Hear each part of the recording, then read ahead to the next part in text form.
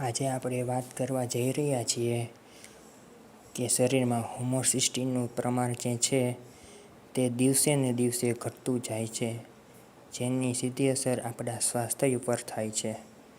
જેમ કે આપણે કોરોના કાળ પછી હોમોસિસ્ટિનનું પ્રમાણ ઘણું ઓછું થતું જાય છે. પોષક તત્વો પૂરતા પ્રમાણમાં મળતા નથી. તેને કારણે તેની અસર હૃદય, કિડની, ફેફસાં અને શરીરના બીજા ઘણા અંગો પર ઇફેક્ટ કરે છે. જેને કારણે આપણે થાક, નિદ્રા, ચિંતા, અશાંતિ, અપચો, ચક્કર આવવા, માથાનો દુખાવો, નબળાઈ લાગવી, શારીરિક અશાંતિ લાગવી જેવી ઘણી સમસ્યાઓ આપણને વર્તમાન સમયની અંદર જોવા મળે છે. અને આ વર્તમાન સમયની અંદર તેના કારણે કિડની પર પણ તેની ગંભીર અસરો થતી હોય છે. આપણે કોરોના કાળ પછી વધારે જે પૂરતા પ્રમાણમાં પોષક તત્વો મળવા જોઈએ તે મળતા નથી, અને તેની સાથે સાથે ઇમ્યુનિટીનું પણ પ્રમાણ ઘણું ઓછું થઈ ગયું છે. અને દિવસે દિવસે નબળાઈને, થાક ને, ચક્કર ને એવા બધા પ્રોબ્લેમ રહે છે. જેને કારણે માણસ છે તે ડિપ્રેશનમાં સટતો જાય છે.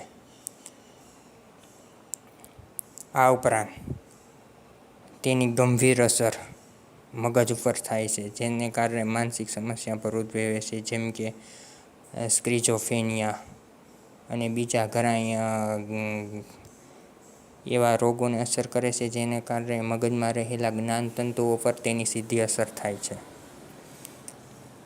મગજમાં રહેલા જ્ઞાનતંતુઓને કારણે આપણી બોડી તેની ઉપર જ ઇફેક્ટ કરે છે, જેથી કરીને આપણી આખી શરીરની સંરચના ધીરે ધીરે ડાઉન થતી જાય છે.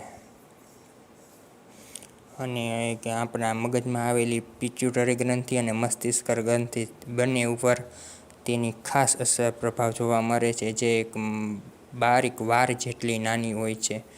જેને કારણે આપણે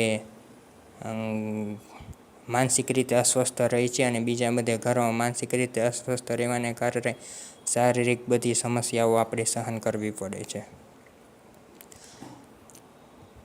અને આ ઉપરાંત શારીરિક સમસ્યાઓ સહન કરવી પડે છે, તેને કારણે આપણે ડિપ્રેશન, થાક, ચક્કર એમાં આપણે દિવસે ને દિવસે કહેવાય ને અંદર ઊંડા ઉતરતા જઈએ છીએ.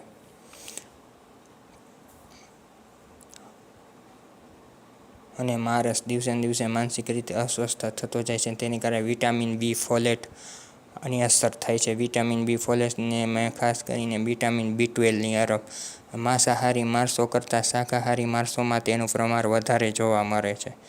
અને આપણે આનાથી બચવું હોય તો આપણે ડેરી પ્રોડક્ટ, દૂધ, પનીર, ઘી, માખણ બંને તેટલા વધારે લેવા જોઈએ. અને માનસિક રીતે ફ્રેશ થવા માટે કસરત પર કરવી જોઈએ, અને આપણે તે સમયને અનુરૂપ ફોલો પણ કરવી જોઈએ, જેથી કરીને આપણે તેને સારવાર દરમિયાન સાવચેતીના પગલાં રૂપે આને દૂર કરી શકાય.